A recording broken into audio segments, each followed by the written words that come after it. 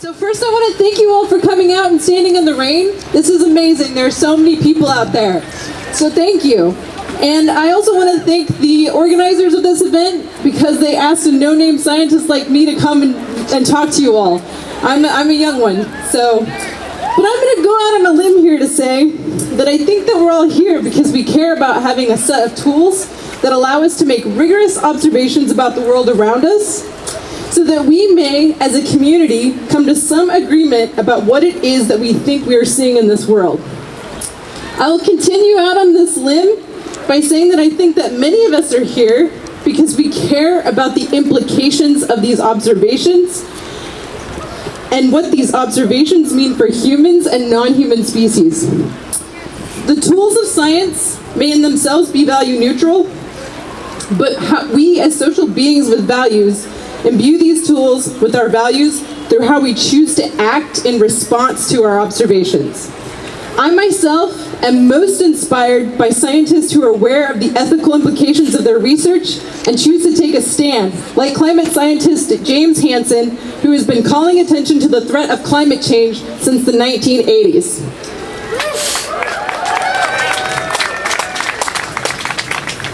To echo what Timon said earlier, 97% of climate scientists using these widely accepted tools have observed that human activities are changing our climate.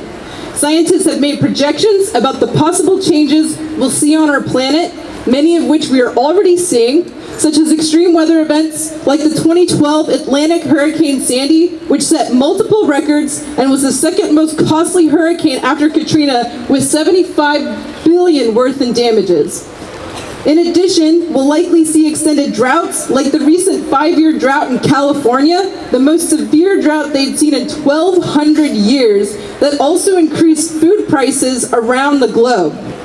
And we're likely to see more and more climate refugees and migrants as sea levels rise due to warming and glacial melt, like the Ile de Jean Charles in southeastern Louisiana, the first community in the United States to be relocated as a result of sea level rise, with the relocation set at $48 million.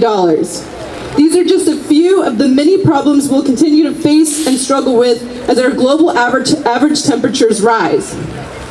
Research has also shown that the front lines of these climate impacts, those who are already experiencing the most profound effects of climate change, are the thousands upon thousands of species currently undergoing or threatened by extinction, as well as human populations that consist of the poorest communities, disproportionately Black, Brown, and Indigenous communities, the differently abled, the elderly, and small children.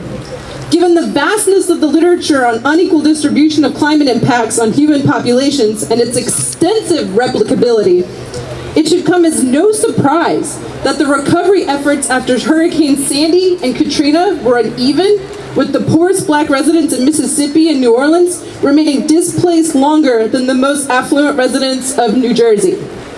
It's no coincidence that the residents of Ile de Jean Charles, Louisiana, the first climate migrants in the United States, are Native American.